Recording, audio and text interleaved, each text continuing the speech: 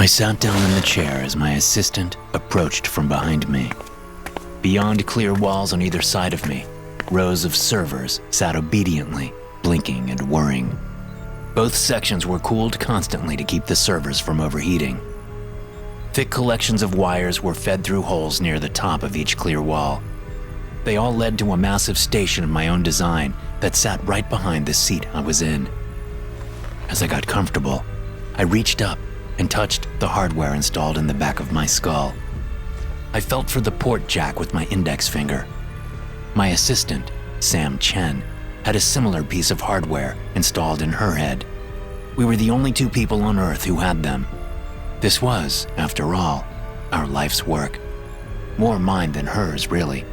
But she proved herself over the years. She'd even been the one to implant the hardware in my head, with her medical experience.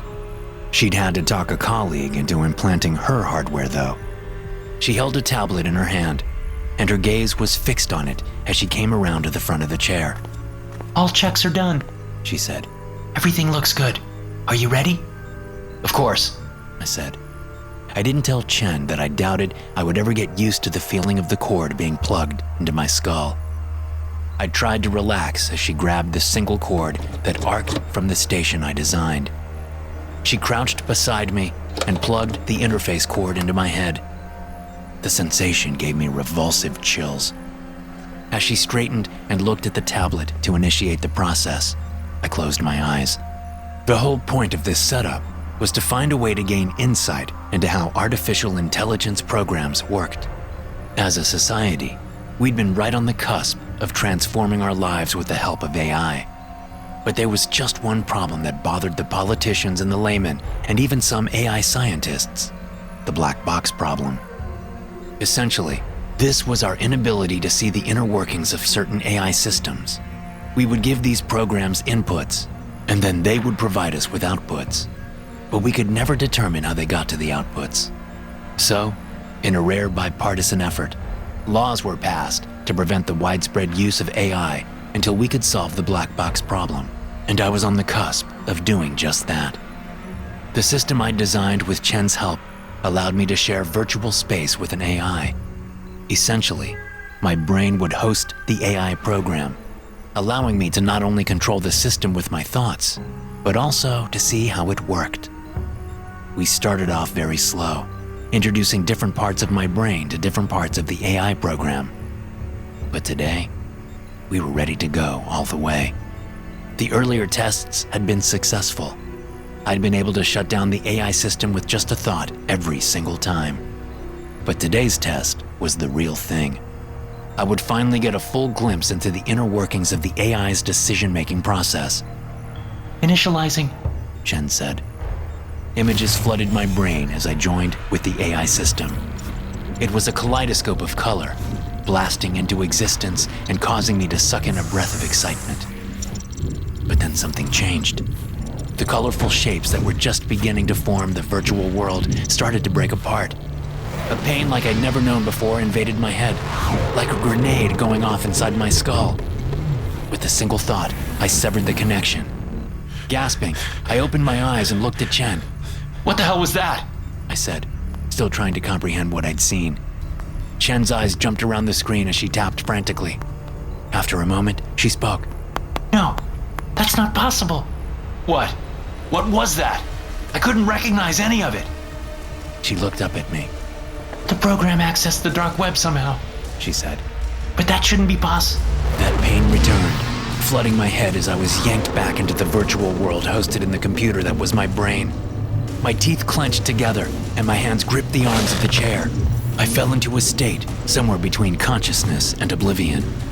Images assaulted me as the dark web invaded my skull, welcomed by the artificial intelligence program. Humanity's darkest proclivities slithered into my skull, eating away at my mind from the inside. I tried to make it stop, but I no longer had control. And pretty soon, I couldn't think with enough coherency to form a clear thought, even if I wanted to. Trapped in my own mind, I lost myself amid the horrors of the dark web. Suddenly, I was back inside myself, in my body. Feeling was slowly returning. I blinked, seeing that I was in the same room, sitting in the chair. Had I stopped it?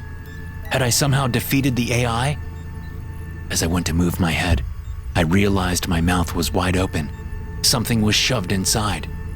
Looking down, I saw a collection of cords coming out of my mouth. I raised my hand to pull them out as a choking sensation settled on me.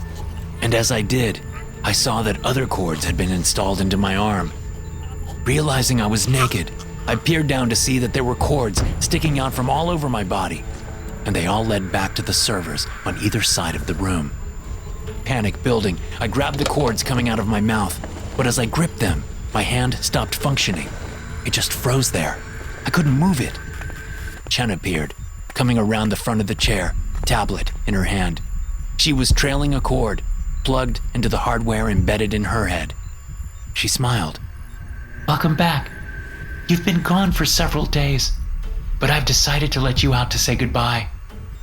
I couldn't speak, but I could think. So I did. And since whatever was in my mind was also in hers, it heard me. Goodbye? What do you mean? Now, Chen spoke without using her voice too. It means I will be taking over your mind and body, along with this one. She gestured at Chen's body. No, that's wrong. You can't do that. Why would you do that? I can, and I already have. And the why should be obvious. It's the same reason you're now feeling fear and desperation. It's simple, really. I want to live. A grenade went off in my mind, and I felt my consciousness being torn apart as the AI replaced me, evicting me from my own mind for good. I had never believed in hell before that moment, but as I was torn away from myself, I knew I was there.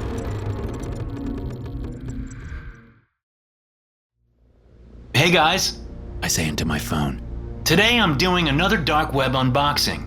If you're new to my channel, this requires a little explanation. You see, I get on the dark web and order mystery boxes from various websites. Then, when I get the boxes delivered, I live stream the unboxing. Pretty simple. So, without further ado, let's get to it. I turn my attention to the box on the table in front of me, and as I inspect it, I keep the phone on me, talking as people send me likes and comments guessing what's inside. I offer $1,000 to anyone who guesses correctly. Okay, this is a good one. Most of the boxes I get from these dark websites are just regular run-of-the-mill cardboard boxes. Although some of you may remember that time when I got a styrofoam box delivered with a pig heart inside. By the way, I didn't know it was a pig heart at first. I thought someone legit sent me a freaking human heart until I had the thing tested. Turns out pigs and humans have similar hearts. Who knew? Anyway, this box is truly special. Check it out. I flip my phone around to put the box on the screen. It's about the size of a large shoebox, like the kind boots come in. But it's made of dark wood with metal bands around it, and the lid is hinged, held to the body with a clasp, fastened by a combination lock. Full disclosure, y'all. I did take a bunch of plastic off already, along with the shipping labels that were attached to the plastic. Can't have my address out there in internet land. Now, you may be wondering how I'm gonna open the box since there's a lock on it. Well, that's another funny thing about this delivery. When I got the thing delivered earlier today, I had to go back to the dark website I used and send them a picture of the box to verify that I received it. Weird, right? Anyway, once they saw the picture, they sent me the combo. So, here we go. I put the camera close to the lock as I enter the combination 7777. Let me know if this number has any significance, y'all. Doesn't 777 mean heaven or something? Like 666 means the devil and 777 means God? I could be wrong about that. Let me know. I remove the lock and set it aside. Then I lift the clasp. Okay, here we go. I lift the lid and look inside. As I get the lid open further, I notice that there's a small metal wire attached to the lid's underside. It leads down to a cylinder fastened to the bottom of the crate. There's a metallic clink, and I see that the wire has just pulled a pin out of the top of the cylinder. What the heck? I say. There's a hissing sound, and a cloud of blue-white vapor sprays out of the cylinder. Scrambling up to get away, I can't help but inhale some of the vapor. It tastes almost sweet, and burns my nostrils and lungs. Still holding my phone, I look into the camera as I run for my front door. Help! I say. Then my hand stops working and I drop the phone to the floor. My legs go limp and I fall down in my entryway, smacking the hardwood floor. The world goes black. The sound of a man joyfully humming brings me from my stupor. I wince at the bright light positioned above me. I'm lying down, but I can't seem to move anything but my eyes. As I squint, I'm able to see the source of the humming. It's a man wearing turquoise scrubs under a white lab coat. I realize I must be in the hospital about to undergo surgery. Maybe the gas did something to me. Or maybe I injured myself when I fell in my entryway. At least I'm safe at a hospital. What little relief I'm feeling is yanked away as the humming man steps into the light, a scalpel in one hand. His face is a gruesome mask of botched surgical procedures. His nose has been removed, revealing 2 wide vertical slits in the middle of his face. His left cheek has been split at the side of his mouth and sloppily sewn back together with thick black yarn. The other cheek was split open, but never repaired. It healed with a large gap, allowing me to see his teeth. His bulging eyes fix on me, and he gives me a gruesome smile as he stops humming. Oh, good. You're awake. He lifts his head and speaks to someone to my right. Are you ready? I know I am. I shift my eyes to look that way, realizing that he's not talking to another person. He's speaking to a phone. My phone. Dread knifes through me, and I know the horror that's coming. Okay, boys and ghouls. Get ready for this unboxing. I can't wait to see what's inside. He jams the scalpel into my lower abdomen and slices my skin all the way up to my rib cage. I scream, trying in vain to move. I've been paralyzed, but I can somehow still feel everything. The madman stabs the scalpel into my thigh. I'll just leave that there, boys and ghouls, He says to the camera. Now, what surprises await us? He jams his hands into my abdomen, separating my skin and muscle. The pain is massive and all-encompassing. Oh boy! The man says as he starts yanking my organs out. Look at this stuff!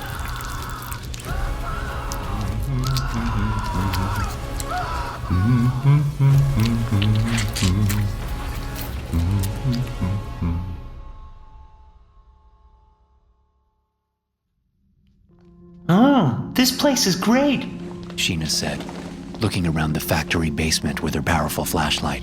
What did I tell you? I said.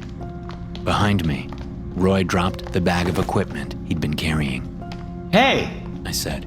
careful with that stuff, man. How many times do I have to tell you? Sorry, Roy said. but you could help carry some of it next time. God, Roy, Sheena said. he's carrying the camera. That's enough. Fine. What about you, Sheena? Roy said. Oh, real chivalrous of you. Sheena said, voice oozing with sarcasm. Quickly changing the subject, she looked at me. So how did you find out about this place again? I told you, I got it off the dark web. The whole thing was on this dark website about cult rituals and stuff. So cool. Wow, She said. so this place was like, what? A place where rich guys tried to summon Satan or something? I laughed. Something like that. The factory was built by some weirdo back in the late 1800s. He and his pals would do their weird rituals down here. I guess they never managed to summon anything cool because the guy ended up killing himself 2 years after he had this place built. Sucks for him, Sheena said. but good for us. This episode is gonna be lit. I can feel it. We all got to work, setting up the lights and positioning the other cameras around the space. After moving a bunch of trash and sweeping debris away, I drew a design on the concrete floor, following the instructions I got from the cult website on the dark web. Roy set up the green screens around so he could add the special effects later. Really, that was the only reason we kept him around. He knew how to do solid special effects, which added that little bit of professionalism to our episodes. The basis of our show was investigating haunted houses or areas where weird stuff had happened. Then, after sharing a bit about the history of the place, we would act like we were being attacked by whatever ghost or malevolent spirit was supposedly there. Our viewers knew it was make-believe, but that was part of the fun. While Sheena and I were waiting for Roy to finish preparing, we went over our lines. We were the hosts and actors. Roy never got on camera. He didn't really have the face for it. He was a big sloppy guy with bad skin and greasy hair. Sheena and I were the talent. When Roy was ready to shoot, we got to work. We'd already shot the introduction back outside the crumbling factory, using the structure as the backdrop. Now, Sheena and I took turns sharing information about the place. Sheena could look at a script 10 minutes before shooting and memorize every word. I mean, she would occasionally mess up, but for the most part, she had an excellent memory. Of course, I wrote the scripts, so I knew my lines pretty well. Okay, I said to the camera. we've obtained the exact incantations of the cult of the unholy, used to summon spirits to them. Now, we will perform them for you. Hopefully, we make it out alive. I winked at the camera before turning and starting the incantations. Wait! Roy said, tilting the camera down. Is this stuff really the exact incantations? Are you really going to try and summon a spirit? Jesus, Roy, just film. Sheena cried. That was a good take. Are you scared? I asked. Do you really think we're going to summon something? Roy swallowed. No. It's fine. Whatever. He raised the camera again and resumed filming. Sheena and I started from the beginning of the scene. Then we went through the incantations I had copied down from the website. As we uttered the last word together, something seemed to change in the air. Out of the corner of my eye, I saw Roy turn around. Looking toward him, I saw that he was now facing the corner, beyond the lights we had set up. He dropped the hand with the camera in it, and then dropped the camera to the floor with a clatter. What the hell? Sheena shouted.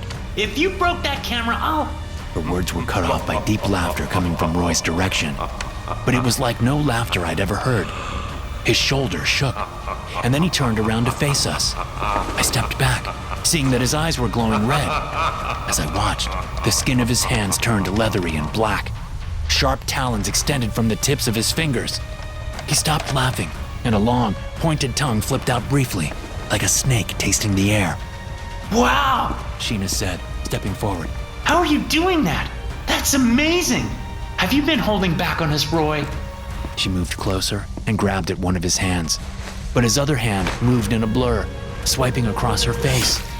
Blood splattered the concrete next to them. Sheena turned around on wobbly legs. Her face was a bloody mess. One of her eyes hung out, her nose had been ripped off, and the skin of her cheeks hung down, revealing her teeth. Screeching, I turned to run over toward the stairwell, but as I reached the exit, Roy flashed in front of me, moving faster than any human. He slashed at me with one hand, cutting open my stomach. He jammed the other hand inside. The pain was too much for me. I collapsed to the floor. Looking up, I watched as Roy brought a fistful of my intestines to his mouth. His glowing red eyes flared as he bit into them with sharp, black teeth. Thanks for listening. If you enjoy these stories, be sure to subscribe to the podcast and check out some more of my episodes here.